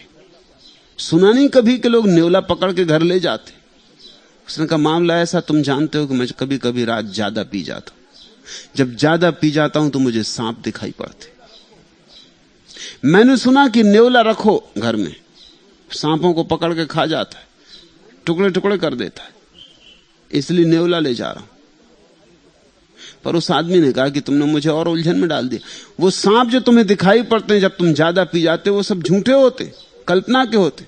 तो मुल्ला ने कहा ये नेवला कौन सच, सिर्फ टोकरी सच है, भीतर कुछ नहीं।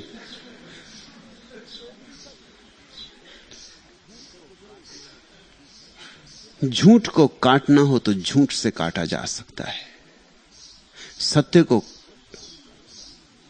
मिटाने के लिए झूठ से नहीं काटा जा सकता। सत्य और झूठ का कहीं मिलन ही नहीं हो सकता। अगर सच्चा पानी है तो नकली घड़े में कैसे भरोगे, झूठे घड़े में कैसे भरोगे, जो घड़ा है ही नहीं उसमें कैसे भरोगे। यह सूत्र ख्याल में रखने जैसा है। व्यापक की सत्यता के कारण व्याप्य भी सत्य है। सांडिल्य कहते हैं, सारे शास्त्र कहते हैं परमात्मा कण कण में समाया हुआ है, सब में समाया हुआ है। तो जिसमें समाया हुआ है वह भी सत्य हो गया उसके कारण जो समाया हुआ है। अगर संसार झूठ है तो फिर परमात्मा भी झूठ हो जाएगा। शंकराचार्य की बात अगर सच है कि संसार माया है तो तुम्हारा ब्रह्म भी माया हो गया। और यही बौद्ध दार्शनिकों ने प्रश्न उठाया है। नागार्जुन ने यही प्रश्न उठाया कि संसार माया है, इसको स्वीकार कर लिया और बड़ा अनूठा निष्कर्ष निकाला। अगर संसार माया है तो इसमें जो समाया है ब्रह्म वो भी माया हो गया। सांडिल्य ने एक निष्कर्ष निकाला, ठीक उससे दूसरा निष्कर्ष नागार्जुन ने निकाला है, लेकिन दोनों का तर्क एक है, तर्क का आधार एक है। सांडिल्य कहते हैं अगर परमात्मा सच है तो संसार भी सच हो गया। दूसरी तरफ से नागार्जुन चलते हैं, वो कहते हैं हम मान लेते हैं कि संसार झूठ है, जैसा वेदांती कहते हैं। अगर संसार झूठ है तो उस झूठ को बनाने वाला भी झूठ हो गया, उस झूठ में समाया भी झूठ हो गया। इसलिए ब्रह्म भी झूठ है, संसार भी माया, ब्रह्म भी माया। मगर तर्क का आधार एक ही है। लेकिन मुझे लगता है सांडिल्य का चुनाव नागार्जुन से ज्यादा बेहतर है, क्योंकि नागार्जुन भी विवाद में पड़े। किससे विवाद कर रहे हो, किसको समझा रहे हो कि संसार भी झूठ, ब्रह्म भी झूठ, किसको समझा रहे हो? यहां कोई है ही नहीं। और जब यहां कोई भी नहीं है, जब सब दृश्य झूठ हैं तो दृष्टा भी झूठ हो जाएगा।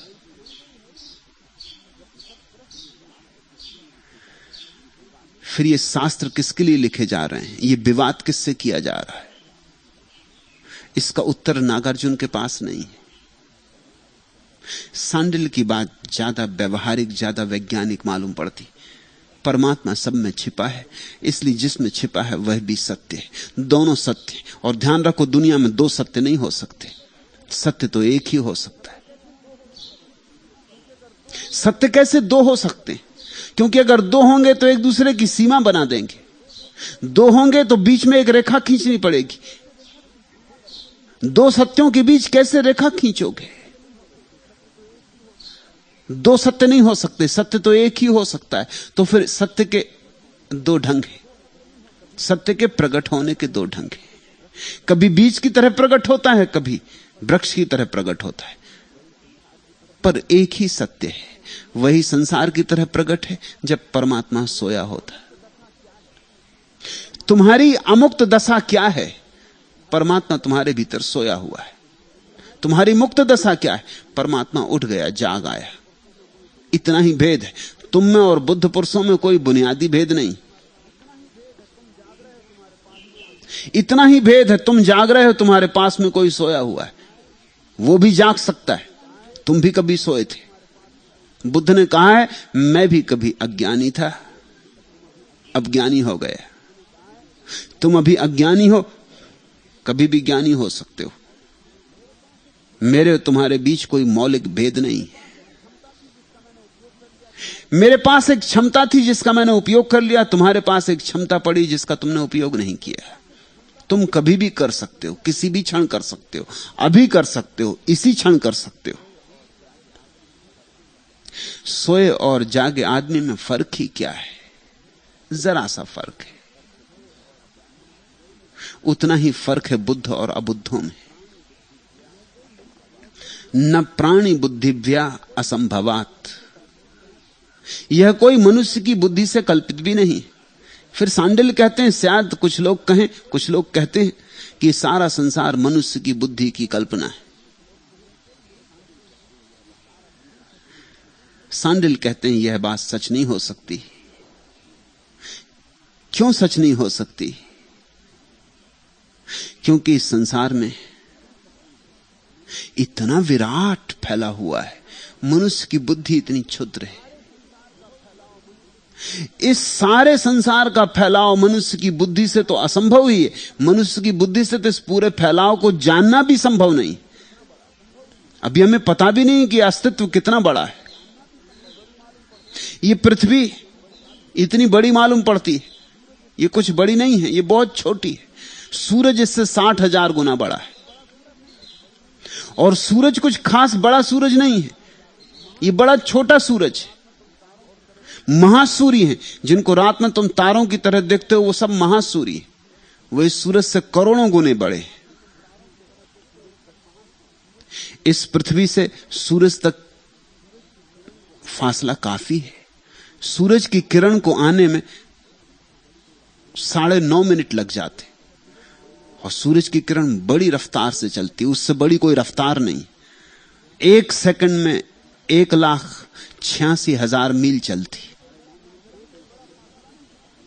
9.5 मिनट लगते हैं सूरज से पृथ्वी तक आने में, मगर यह कोई बड़ा फासला नहीं है, क्योंकि सबसे करीब का जो तारा है उससे किरण आने में हमको 4 साल लग जाते, और सबसे दूर का जो तारा है उससे हमारे तक किरण आने में 80 करोड़ वर्ष लग जाते। और उसके पार भी तारे हैं जिनका हमें कुछ पता नहीं, क्योंकि उनकी किरण आई ही नहीं, कभी आएगी भी इसका भी कुछ पक्का नहीं। और भी आगे तारे होंगे जिनकी किरण कभी भी नहीं आएगी, उनका हमें पता ही नहीं चलेगा। हमें पता ही तब चलता है जब कोई किरण आ जाती, नहीं तो हमें पता नहीं चलता। इतना विस्तीर्ण लोक है ये, अभी तारों की पूरी गिनती भी नहीं हो सकी। रोज गिनती होती जाती, रोज तारे बढ़ते जाते, और अब तो वैज्ञानिक कहने लगे गिनती कभी पूरी नहीं हो पाएगी। अनगिन तारे, एक एक तारा एक एक सूरज है। एक एक सूरज के पास बहुत सी पृथ्वियां हैं, चांद हैं, ग्रह उपग्रह हैं। यह हमारी पृथ्वी तो एक छोटा मोटा तिनका है, एक छोटा सा कण जिसका कहीं कोई पता नहीं। इतने विस्तीर्ण जगत की कल्पना मनुष्य से हो सकती है, मनुष्य की बुद्धि का विस्तार हो सकता है। मनुष्य की छोटी सी बुद्धि नहीं इस विराट के आयोजन का कारण नहीं हो सकती। इसको तो समझना भी मुश्किल है। इसलिए जो दार्शनिक कहते हैं कि सब मनुष्य की बुद्धि का ही फैलाव है, गलत समझते हैं। पर इसके पीछे बुद्धि है इतना निश्चित है। मनुष्य की बुद्धि तो नहीं है, मगर कोई बुद्धि इसके पीछे, क्योंकि इतनी व्यवस्था है, इतना सुसंयोजित है, सब इतना तारतम्य बंधा है, इतनी संगति है, कहीं कोई दुर्घटना नहीं हो रही। इतना विराट विस्तार और इतनी सुगमता से चल रहा है, इतनी शालीनता से चल रहा है, इतनी सहजता से चल रहा है। इसके पीछे कोई महाबुद्धि होनी चाहिए, परम बुद्धि होनी चाहिए। उस महाबुद्धि के तत्व का नाम ही परमात्मा है। इस अस्तित्व के पीछे छिपा हुआ जो बुद्धि का चरम रूप है, कॉस्मिक इंटेलिजेंस, जो ब्रह्म बुद्धि है, वही परमात्मा है। हमारी बुद्धि उस परमात्मा की ही बुद्धि की एक छोटी सी किरण है। हम सूरज नहीं हैं, हम किरणें। लेकिन अगर किरण हमारी पकड़ में आ जाए तो हम सूरज तक पहुंच सकते। उसी किरण के धागे को पकड़ के हम सूरज तक जा सकते। उसी किरण के सहारे हम सूरज में लीन हो सकते। ऐसे लोग हुए जो सूरज में लीन हो गए। राम है, कृष्ण है, क्राइस्ट है, मोहम्मद है, जरथुस्त्र हैं, लाओत्सु हैं, ऐसे लोग हुए जो इसी किरण के सहारे को पकड़ के धीरे धीरे धीरे आदमी की बुद्धि को जगा के धीरे धीरे परम बुद्धि तक पहुंच गए, उस परम समाधिस्थ अवस्था में लीन हो गए जहां उनका और ब्रह्मांड का भेद समाप्त हो जाता है। निर्माय उच्चावंचम श्रुति चा निर्मी मीते पितृवत। समस्त भूत रचना की भांति वेद भी प्रकाशित हुआ है, जैसे पिता संतान को जन्म देकर शिक्षा का उपाय करता है। और सांडिल्य कहते हैं उस परमात्मा से ये सारा जगत ही नहीं आया है, इस जगत को जीने के ढंग भी उस परमात्मा से आए। इस जगत को कैसे हम सेवन करें उसकी प्रक्रिया भी उसने दी है, कैसे हम भजन करें उसका विज्ञान भी दिया है। उस विज्ञान का नाम ही वेद है। याद रखना, वेद से सिर्फ हिंदुओं के वेद का संबंध नहीं, मूल में जो शब्द है वो है श्रुति। वो प्यारा शब्द है, लेकिन हिंदू जब इसका अनुवाद करने बैठते हैं वो हमेशा श्रुति का अनुवाद वेद से कर देते, उसमें हिंदू बुद्धि आ जाती। श्रुति बड़ा प्यारा शब्द है। श्रुति का अर्थ है सुना गया उनसे जिन्होंने जाना। श्रुति का अर्थ है जिन्होंने जाना उनसे हमने सुना। कुरान भी श्रुति, बाइबल भी श्रुति है, धम्मपद भी श्रुति है। वेद पर ही वेद समाप्त नहीं हो गया, वेद आता रहा है, आते रहे, आते रहेंगे, क्योंकि जैसे जैसे आदमी बदलता है वैसे वैसे आदमी को नए वेदों की जरूरत हो जाती है। वैसे वेद शब्द प्यारा है, अगर ऋग्वेद, सामवेद, यजुर्वेद, अथर्ववेद पर हम उसको खत्म ना कर दें तो वेद शब्द प्यारा है। वेद शब्द बनता है विद से, विद का अर्थ होता है ज्ञान, जानना। जिन्होंने जाना उनके वचन संग्रहित किए गए। परमात्मा उतरता रहा है। परमात्मा की महाप्रतिभा मनुष्य की प्रतिभा में झलक मारती रही, कौंधती रही है सदा से। यह स्वाभाविक है, क्योंकि जिससे हम उत्पन्न हुए, जिससे हम आए हैं, वो हमें जीवन निर्देश भी दे। ये वैसा ही स्वाभाविक है, सांडिल्य कहते, जैसे पिता संतान को जन्म देकर शिक्षा का उपाय करता है। समस्त भूत रचना की भांति वेद भी प्रकाशित हुआ है। तो वेद से मेरा अर्थ ख्याल में ले लेना, जब भी कहीं कुछ जाना गया है तभी वेद जन्मा है। अनंत वेद है। हिंदुओं के वेद पर वेद समाप्त नहीं हो जाते, वो वेद का एक ढंग है। और वेद है, और भाषाओं में प्रकट हुए। श्रुति शब्द ज्यादा बेहतर है। हमने सुना बौद्धों के सब शास्त्र शुरू होते हैं 10 have I heard, ऐसा मैंने सुना है, क्योंकि बुद्ध ने कहा है। बुद्ध जानते हैं, लेकिन जिन्होंने लिखा है उन्होंने तो सिर्फ सुना है। उन्होंने बुद्ध को कहते सुना है, उन्होंने स्वयं नहीं जाना है। जिन्होंने जाना है उन्होंने कहा है, जिन्होंने जाना नहीं उन्होंने लिख लिया है, संग्रहित कर लिया है, ताकि काम आ सके उन सबके जो शायद अभी जानने में समर्थ नहीं, शायद अभी जानने की जिनमें क्षमता नहीं, पात्रता नहीं, शायद जानने का भी साहस भी नहीं, शायद जानना घट जाए तो झेल भी ना सकेंगे। उनके लिए संग्रहित कर लिए, उनके लिए शिलालेख आबद्ध कर लिए। श्रुति प्यारा शब्द है। मैं तुमसे कुछ कह रहा हूं, तुम्हारे लिए श्रुति है। तुम्हें प्रीतिकर लगे संभाल लेना, और ध्यान रखना श्रुति पर रुकना नहीं है। एक दिन तुम्हारे लिए जो तुमने सुना है वो तुम्हारी अपनी आंख का देखा हुआ हो जाना चाहिए। श्रुति का अर्थ है सत्य कान से आया है। जो कान से आया है वो पर आया है, आंख से आना चाहिए। जब आंख से आता है तो अपना होता है। सत्य में और झूठ में फर्क ही इतना है, कान और आंख का फर्क है। इसलिए तो हम सुनी बात को नहीं मानते। अदालत भी कहती चश्मदीद गवाह, जिसने देखा हो आंख से। मुल्ला नसरुद्दीन को अदालत में ले जाया गया, एक मुकदमा था। उस मजिस्ट्रेट ने पूछा कि तुम कितने दूर थे इस स्थान से जहां यह हत्या की गई। मुल्ला ने कहा कोई 2-3 फरलांग दूर, और अमावस की रात थी और अंधेरा था, और तुमने देख लिया कि हत्या की गई, तुम्हें कितने दूर तक अंधेरे में दिखाई पड़ता है? मुल्ला ने कहा ये मत पूछो, ऐसे तो हमें चांद तारे भी दिखाई पड़ते, दूरी की मत पूछो।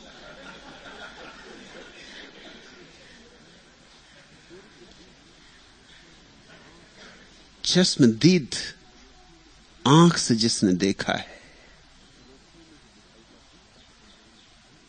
रोशनी में ही दिखाई पड़ सकता है, अंधेरे में दिखाई नहीं पड़ सकता।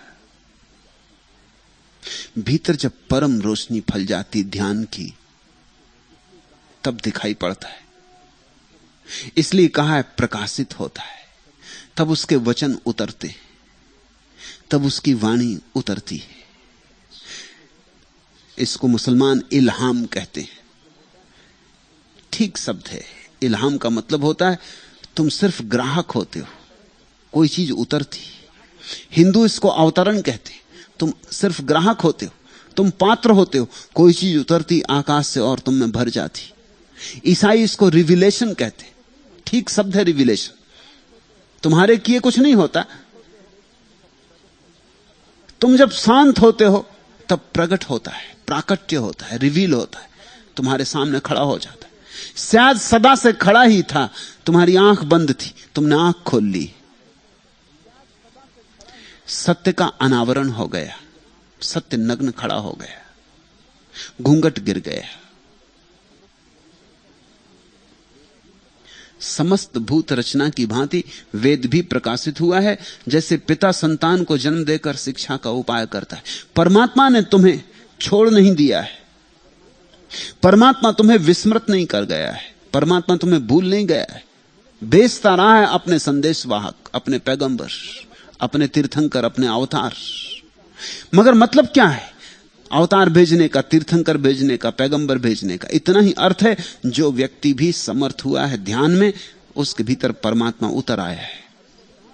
उसके माध्यम से उसने फिर तुम्हारी तलाश शुरू कर दी, तुम्हें फिर पुकारने लगा है कि तुम कहां खो गए हो, कि तुम कहां छिप गए हो, कि जागो, तुम कितनी देर सो लिए, सुबह हो गई, उठो।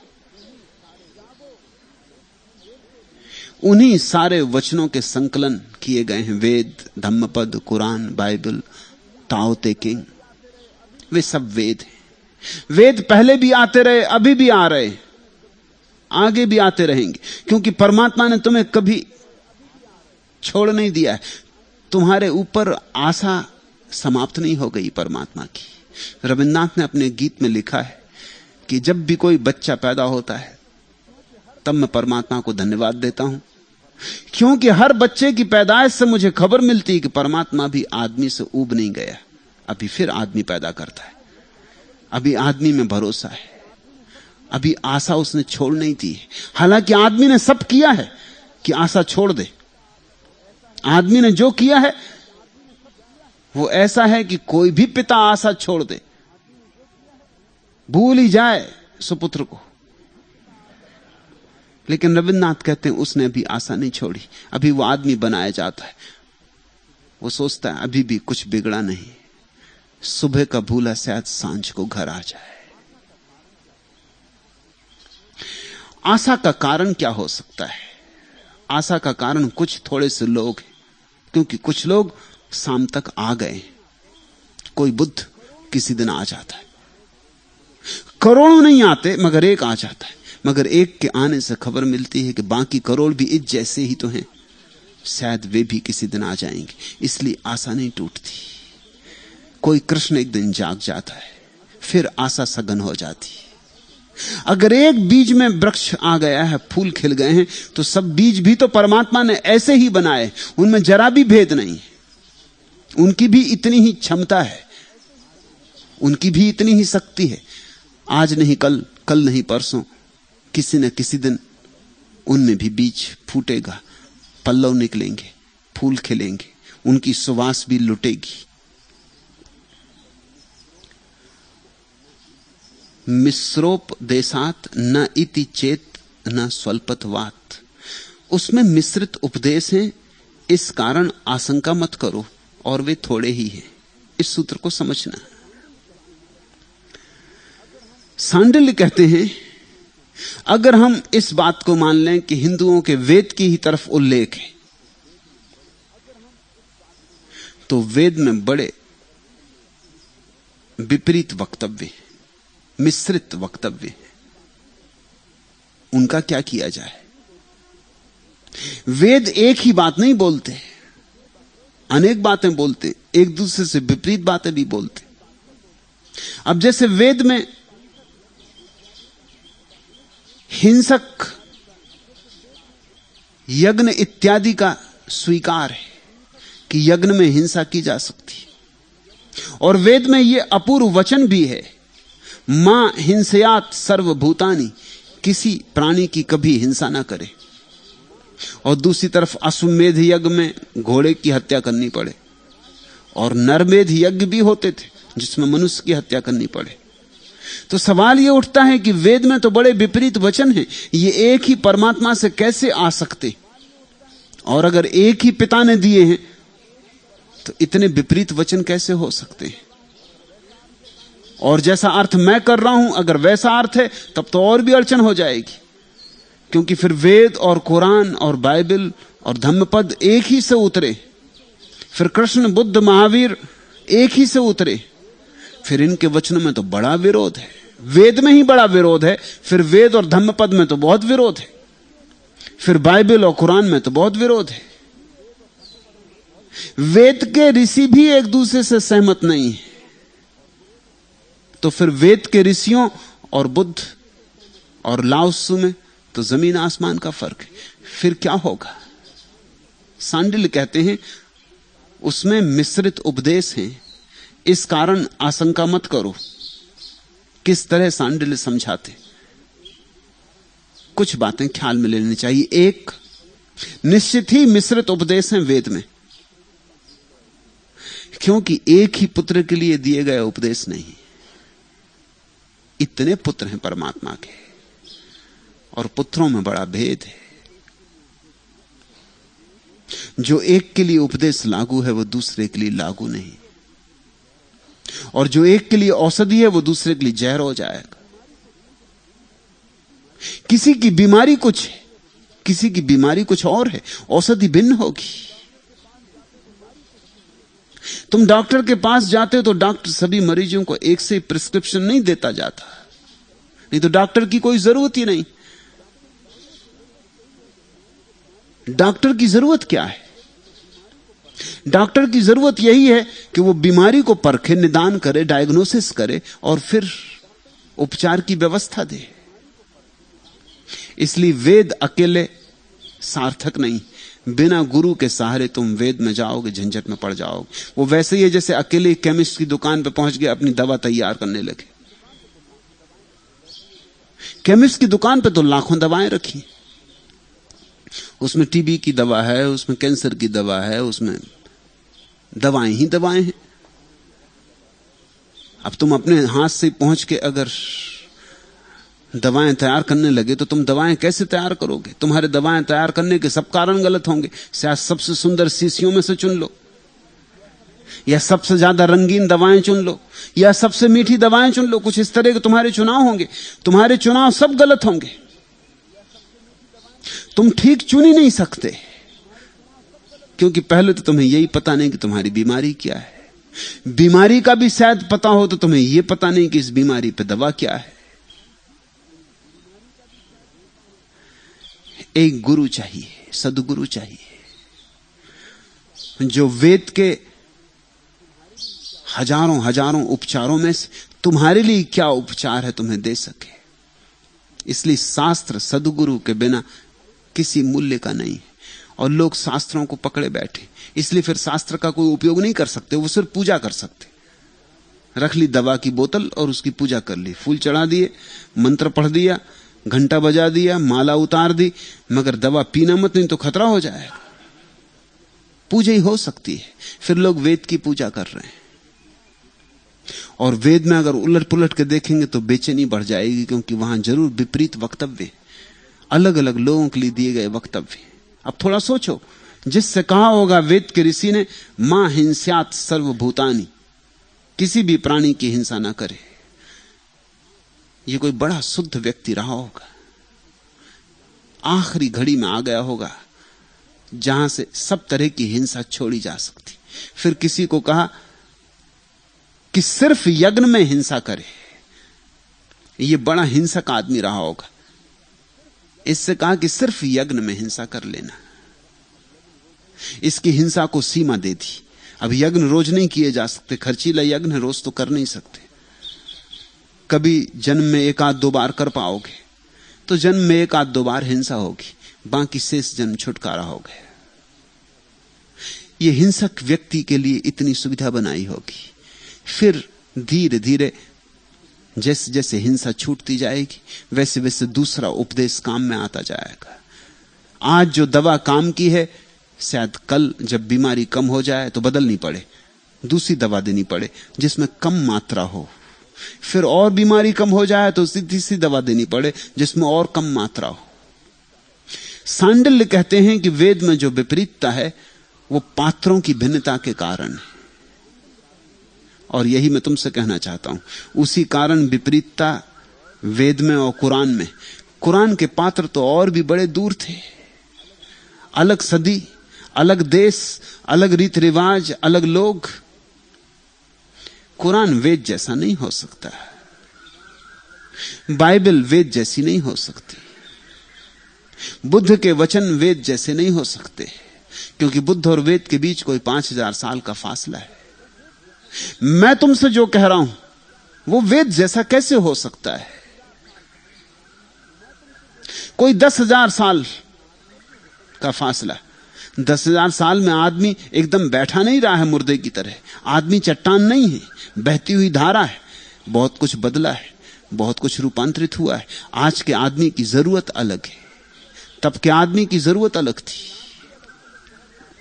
आज के आदमी का इलाज भी अलग होगा। इसलिए बहुत बार जब तुम्हें मेरे वचनों में कुछ ऐसा लगे जो तुम्हारे शास्त्र के विपरीत जा रहा है, तो उसको सिर्फ इसलिए मत छोड़ देना कि वो शास्त्र के विपरीत जा रहा है। जब भी तुम्हें मेरे वचनों में कोई चीज शास्त्र के विपरीत जाती मालूम पड़े, तब ख्याल रखना कि जरूर उस चीज पर ध्यान देने का है। नहीं तो मैं भी शास्त्र के विपरीत जाने की कोई आकांक्षा नहीं रखता हूं।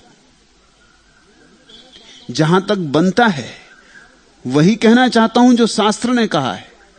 लेकिन जब देखता हूं अब शास्त्र का कहा हुआ अगर कहता हूं तो तुम्हारी फांसी लगेगी, तभी उसे बदलता हूं।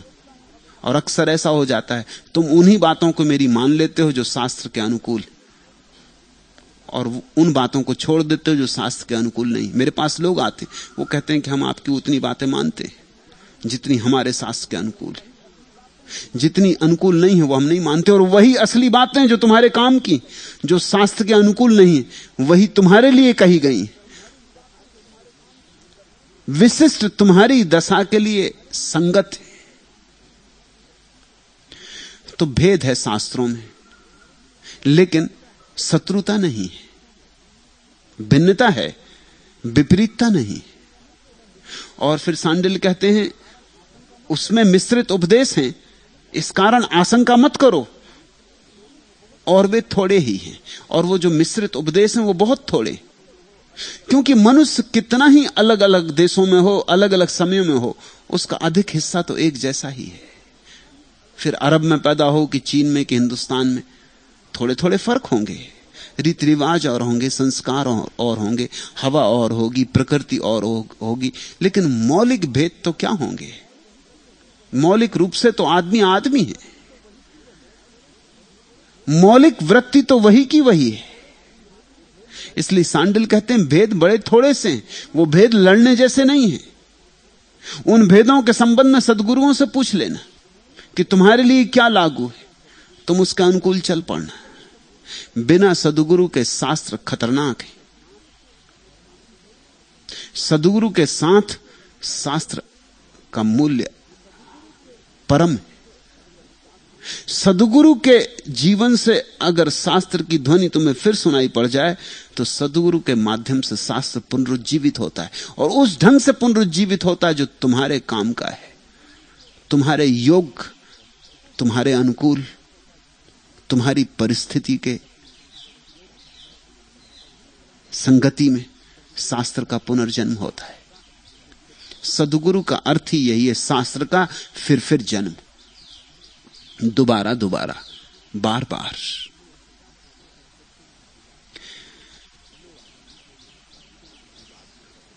लोग अत्यंत विवाद में पड़े हुए कि गीता में ऐसा कहा हुआ है और कुरान में ऐसा कहा हुआ है, हम किसको माने?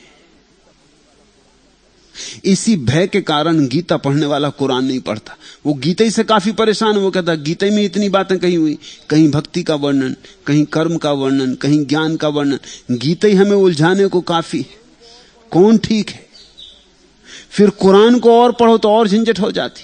इसलिए तथाकथित धार्मिक लोगों ने निर्णय कर रखा है कि दूसरे के शास्त्र को पढ़ना ही मत, नहीं तो तुम और विभूचन में पड़ जाओगे।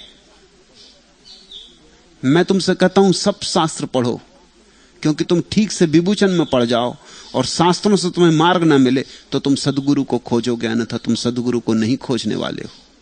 इसलिए इतने शास्त्रों पर बोल रहा हूं कि तुम्हारी सारी भ्रांति तुमसे छीन लूं कि तुम्हें पता है, तुम्हें बिल्कुल स्पष्ट हो जाए कि हमें कुछ भी पता नहीं, तुम्हारे पास पकड़ने को कुछ भी ना रह जाए, न वेद, न कुरान, न बाइबल। मैं सारे शास्त्र तुम्हारे सामने खड़ा कर दे रहा हूं। तुम्हारे भीतर यह बात बिल्कुल साफ हो जानी चाहिए कि अब मैं क्या पकड़ूं, अब मैं कहां जाऊं, अब मुझे कोई मार्ग नहीं सूझता। जब तुम्हें यह स्पष्ट हो जाएगा कि मुझे कोई मार्ग नहीं सूझता, तभी तुम किन्हीं चरणों में झुकोगे और कहोगे कि मुझे मार्ग दो, अन्यथा तुम न झुकोगे। किताब से काम चल जाता हो तो सद्गुरु के पास कोई जाए क्यों?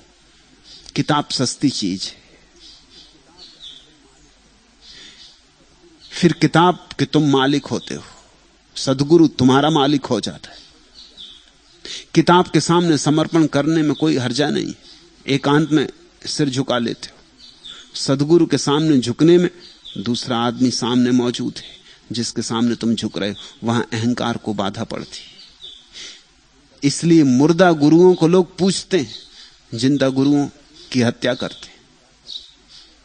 जिंदा गुरु तुम्हारे अहंकार का दुश्मन है, मुर्दा गुरु से तुम्हारे अहंकार की कोई दुश्मनी नहीं है।